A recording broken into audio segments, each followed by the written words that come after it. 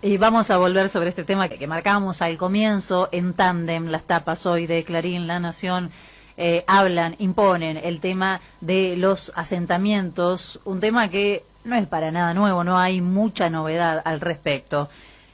Ser pobre en Argentina tiene mala prensa o la imposición de las preocupaciones de la derecha en la agenda mediática, ¿no? Por una de esas dos miradas podríamos inclinarnos para resumir este tema. Siempre, en realidad, tuvo mala prensa la pobreza en Argentina.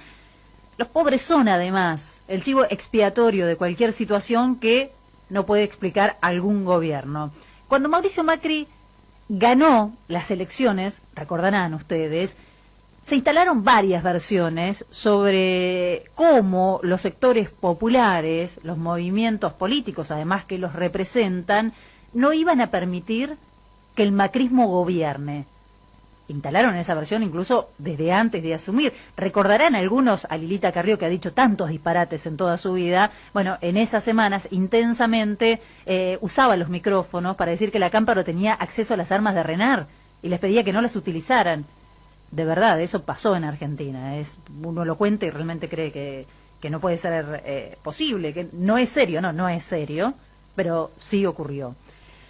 Durante el saqueo macrista se culpó constantemente, recurrentemente a los sectores populares por los males de la economía, culpa de los laburantes, culpa de los pobres que cobraban la asignación universal por hijo, los subsidios, etcétera, y que habían despilfarrado y generado un enorme déficit.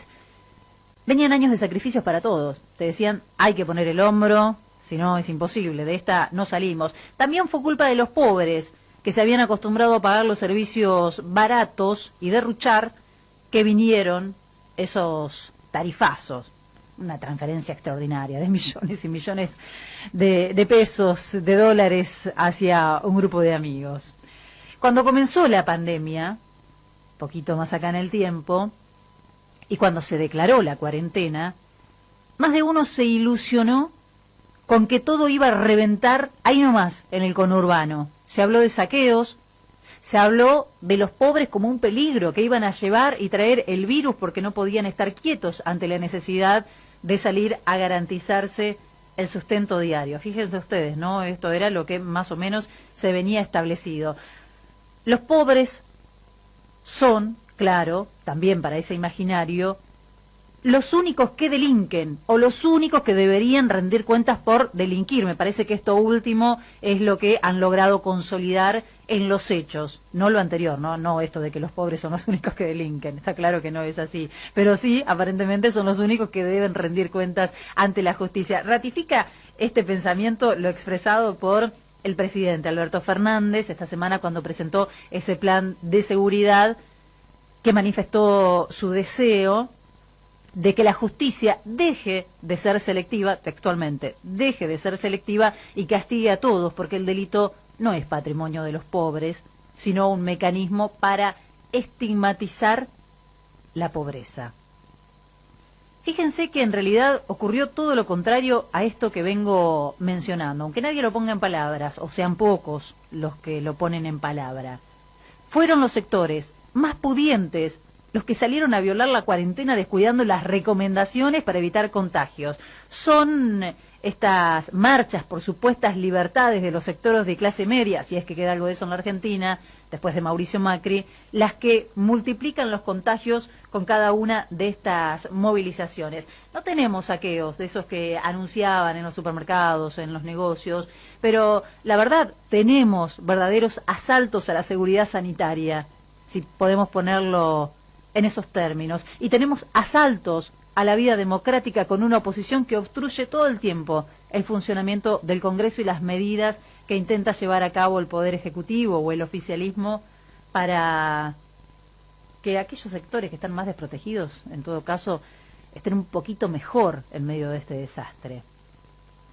No tenemos saqueos protagonizados por los más vulnerables, pero tenemos otro tipo de saqueos, hemos tenido en estos últimos años, que no quedan registrados con imágenes en las tapas de los diarios. ¿Qué otra cosa si no es la evasión de las grandes empresas? ¿Qué otra cosa es más que un saqueo. Vicentín vendiendo friar y el juez mirando para otro lado.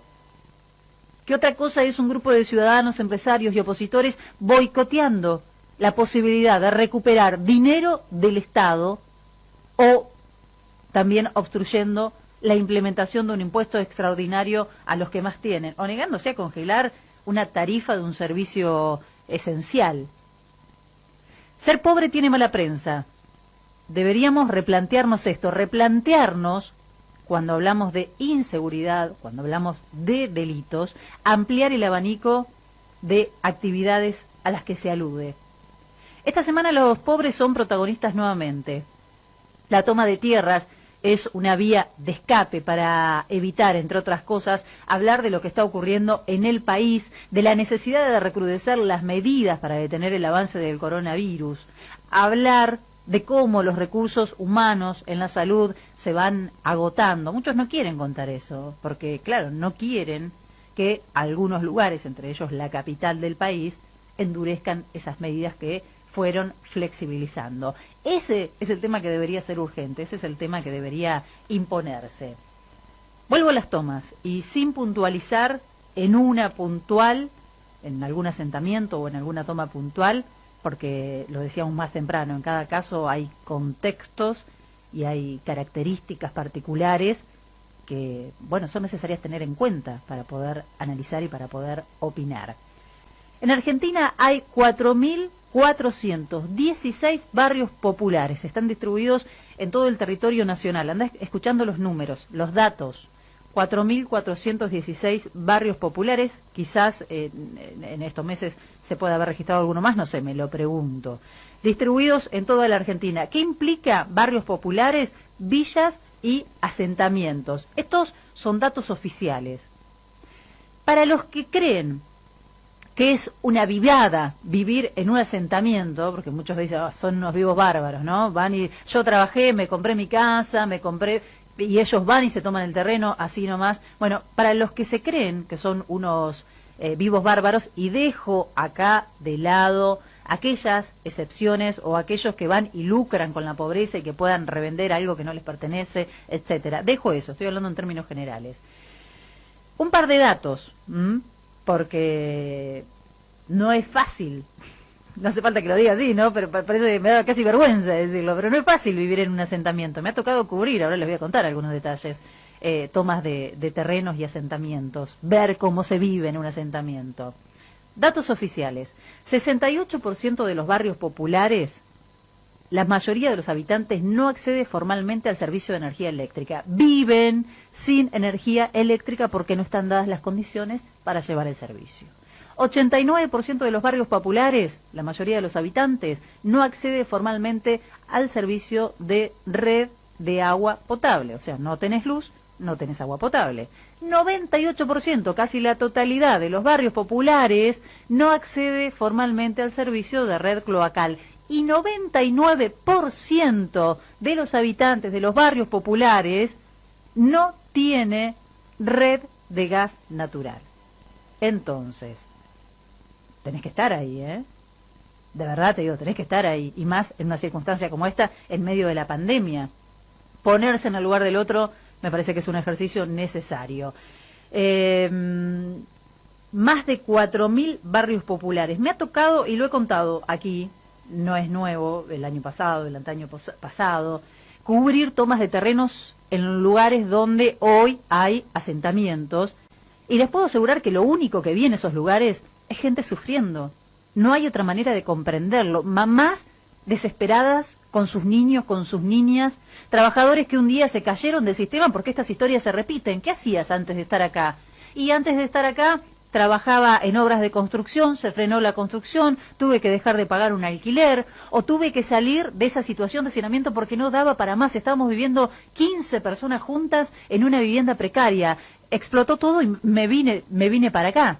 Eso es lo que escuchás. Te puedo asegurar que la historia se repite una y otra vez. Hay 4 millones de personas al menos en esta situación en la República Argentina. Y te tiro otro dato más que es absolutamente cruento. La mayoría son niños, niñas y adolescentes. Eso debería indignarnos, eso debería no permitirnos dormir en paz. esos padres, esas madres, tratando de garantizarle seguridad a sus hijos en un asentamiento que no tiene luz, que no tiene gas, que no tiene agua, que no tiene cloacas, que no tiene absolutamente nada. Y encima los criminalizamos. Venimos de 4 años sin políticas de viviendas sociales ni acceso a la tierra y con un aumento absolutamente cruento de la pobreza. Los pobres no molestan cuando están tirados en un colchón en alguna esquina, o por lo menos molestan de otra manera, los corres y listo. Pero un pobre tratando de hacerse de un pedazo de tierra para vivir es algo que a este sistema, o principalmente a los sectores de poder, les resulta absolutamente inadmisible. Un pobre que abandona por un instante la sumisión les alcanza para hablar de atentados contra la propiedad privada, imaginar que vienen absolutamente por todo. Esto es Venezuela. Los pobres, parece, son el peligro y no los fabricantes de la pobreza. No los evasores, no los empresarios sirviéndose del Estado, CEOs haciendo negocios de un lado y del otro del mostrador, no las cuentas offshore, no las fugas millonarias. Pucha, tenemos algunas cosas que repensar, ¿no? Las tomas no son nuevas, vienen desde hace tiempo y se incrementaron en estos últimos años. No está bien, claro, lo voy a decir para que muchos se queden tranquilos, no está bien tomar tierras, es un delito, ¿sí? Sea de quien sea el terreno. Pero tampoco está bien estigmatizar y naturalizar la pobreza. Tampoco está bien que haya argentinos y argentinas, que haya niños, niñas viviendo en esas condiciones. Los sucesivos gobiernos tienen responsabilidad en esa realidad que hoy se impone. La tiene Juntos por el Cambio, que hizo una campaña además con pobreza cero y multiplicó los índices. Por supuesto que la tiene el actual gobierno, que además deberá no ceder en su compromiso de campaña para con estos sectores. Viene trabajando para estos sectores el gobierno, ¿no? Para estos sectores empobrecidos, a pesar de esa presión constante, sofocante de quienes manejan la agenda mediática. Sergio Massa declaró esta semana que es muy probable que evalúen la posibilidad de que aquel que realice una toma de tierras se les caigan los beneficios que le da el Estado, como la asignación universal por hijo o el IFE, porque si no, esto es un hago lo que quiero. Bueno, por suerte Sergio Massa no toma esas decisiones, ¿no? Hay que decir, porque esto sería castigar al pobre por ser pobre, ¿no? Te quito la comida porque osaste buscar un lugar donde vivir. ¿No tienen otras herramientas? Sí, claro que las tiene y este gobierno lo sabe, quiero decir eso, ¿no? Más allá de que Massa haya hecho esta referencia. Otras herramientas para contener esto que es una demanda social, que no sea amenazando y estigmatizando aún más a los sectores que peor la están pasando. Este discurso, obviamente, es el que quiere escuchar el poder. Este es el discurso que los medios esperan. Intentar otra línea discursiva es someterse a editoriales y a títulos aleccionadores. Qué difícil cambiar este curso que pareciera ser el curso natural de la historia, pero no lo es, sin sentarnos a discutir, sin propiciar antes alguna manera de deconstruir, de desarmar ese imaginario donde el pobre, el laburante o los gobiernos que los representan siempre persiguen fines fraudulentos o equívocos, mientras que como iluminados, cierto sector de la sociedad se presenta como predestinado a conducir.